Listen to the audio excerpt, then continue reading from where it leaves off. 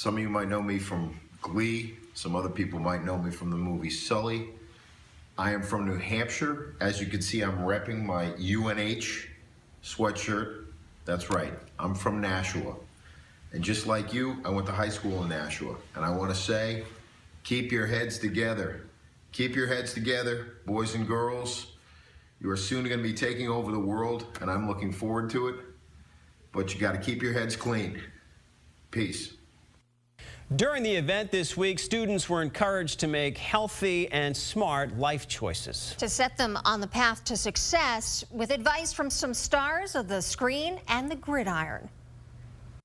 Drugs and alcohol are powerful, but we're more powerful, you guys. We are. Actress Eliza Dushku, a Massachusetts native best known for roles in Bring It On and Buffy the Vampire Slayer, speaks from experience.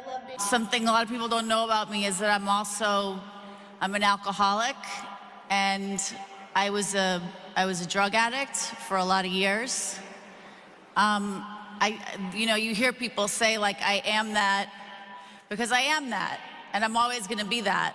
Clean and sober for 8 years now, she revealed to the crowd how she fought off the temptation of addiction in one of her darkest hours. When my father was sick and dying of cancer 3 years ago, and one pill fell on the ground and nobody was around, and I remember looking at that pill and nobody would have known. I could have taken the pill right there. But I know how important it is. Drugs didn't love me. They didn't love my family. They definitely didn't love my friends that died. I have a lot of friends that are dead. She says it's taken a while to win back the trust of her family. I remember my brother telling me he didn't want me to be around my niece because he didn't trust me and he didn't think, and I'm a really good auntie. I'm a really good auntie today. But you know what? He was right. Thank you for all the auntie lovers. He was right. You know, I'm a good person, but when I did drugs and I drank, I didn't make good decisions. I'm sure some of you can relate to that. And all it takes is one bad decision. The best decision she ever made was to seek help.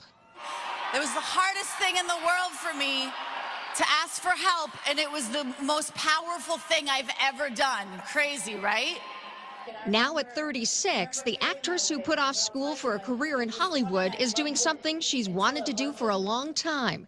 She's going to college. I got sober for my family, but today I'm sober for me.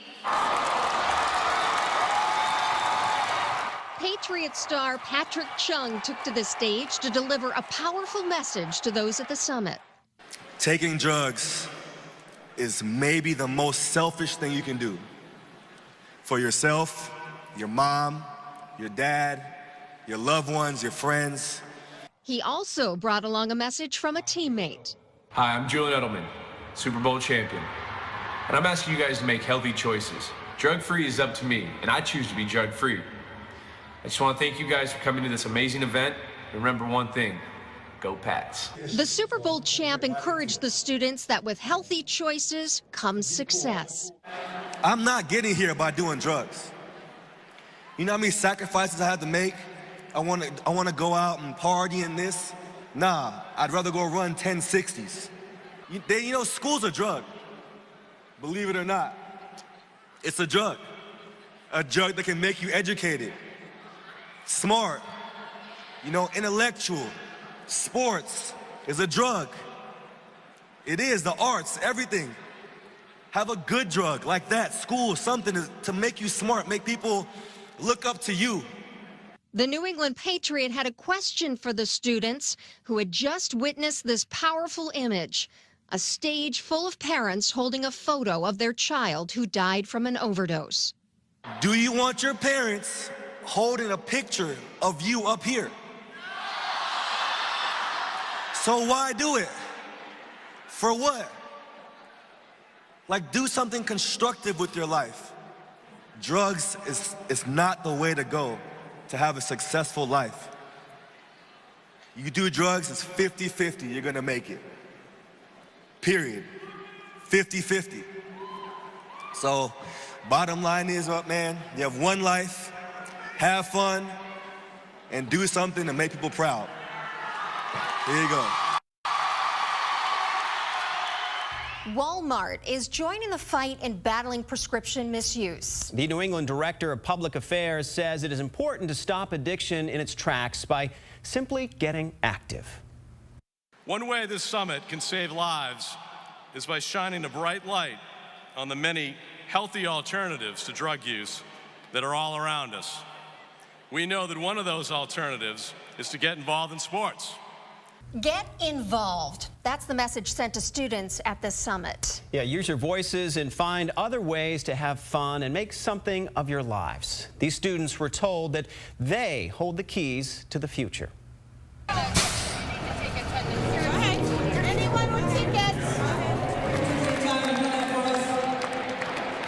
It was a first for New Hampshire. Some 8,000 high school students from all over the state gathering at SNHU Arena to both listen and to talk about an often taboo topic. It's kind of like a touchy subject, but it's good to talk about and like learn about it and like how we can stop it. I'm hoping to learn how to change drug use in our school. Are they making healthy choices at the 10th grade level? Our school, it's probably half and half. To try and get through, the atmosphere was both fun and informative. Outside, there were displays on anything from recovery services to how to administer Narcan. Put this in the nostril and push the lever down. Did you ever think you'd be showing high school and middle school students how to use Narcan? No, I didn't. While inside, it was a message of empowerment. It's my opinion that we beat this epidemic with you guys. The audience here may be young, they're kids, but they know all about the challenges, especially the peer pressure they all face. If a kid's on their own walking around and then they hear from other kids like, hey, why don't you come do what we're doing? It's hard for a kid to just say no. I mean, because they want to fall into what the popular kids are doing. So it can be hard, but I'm excited to learn here how to just say no and spread that information to other people. And it means something to me because I've been through this. I have overdosed twice. The kids heard stories directly from those who have been through drug abuse. For many, it was eye-opening. You know, I didn't really think that it was that serious and that people really overdose that much and that they were taking them that young. I think drugs are bad, really. I don't understand it. I don't get how you get addicted to it, but some people do, so I feel bad for those people. I actually lost a friend last year due to an overdose, and everything's just, it's a great thing that they're doing. I hope kids are getting the message. It's a great thing. In fact, when those parents who lost children to drug abuse took the stage, for many of these kids, it was personal. I did have some family that did pass away from drugs, so this kind of touched me a little bit. So, yeah, this did me some good. I think it took a lot of guts to stand up in front of all these people, but with everything that's going on, it's good that they stood up because it's probably going to teach people a lesson. It was really brave because I wouldn't be able to do that if that happened to me or my family because it's really deep and personal. One major objective of the Youth Summit was to remind these teens they are the future. If they can make better choices than drugs, perhaps a cultural shift will happen around them. The hope was they would share the message learned here with others. I really do think that it will because I think that there are a lot of celebrities here and there are a lot of guest speakers that are very good. And I think that it forced people to really take into consideration what can happen the first time you take a pill or even after the 4th or 5th time. Here's the good news. Speaking with all these kids, you get a sense they're optimistic about this whole thing. There are a lot of people at Spalding that make great choices and are amazing to follow, and they're great leaders. Just look at youngsters like Jacob Lacasse. He was working this event. He's a youth empowerment specialist trying to reach kids his own age. We try to educate them on how it would affect their life and how their life would be if they went on a drug. I mean, it is our job to try to help because we are the youth. Rumit Patel is part of the Leo Club at Sanborn Regional High School, a group that helps get kids to make healthier choices. They hope other clubs will open around the state. I know in schools, the kids know who's using, they know who's selling, they know who's buying. and they don't talk about it. But at a place like this, they can talk to each other, and we can stop it. We can beat this thing.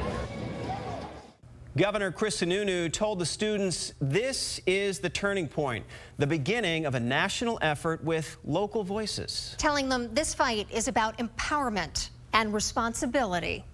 But what we're going to do in the next few weeks is we're going to roll out something this state has never seen in terms of a prevention plan. And let me tell you, I don't have all the answers. The other elected officials in Concord don't have all the answers. We need you.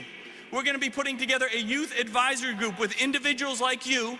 And you guys are the ones that are going to be putting pen to paper. You guys are the ones that are on the front lines, that see things that we do not see, that understand aspects of this crisis that we don't understand.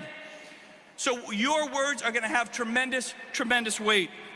Check out this stunning sight that happened twice during the summit. Kids shining their light literally. Mayor Gatsis first prompted the initial act as a rally cry. He encouraged students to use social media to shine a light on just how dark and deadly the drug epidemic is in New Hampshire. As we continue this battle against drugs, don't forget to use our website, WMUR.com, as a resource. There you can watch videos from the summit, which includes the speeches. Also, see other celebrity messages to the teens and important drug addiction resources right here in New Hampshire. Again, you can find it all on WMUR.com. Coming up, the call for action, the challenge put out to students as they left the arena to keep these teens engaged and the conversation going. New Hampshire's drug crisis remains deadly and difficult. More than 400 lives claimed last year alone. Help is available every second, every day. Anyone struggling with addiction can call the state's free hotline at 1-844-711-HELP.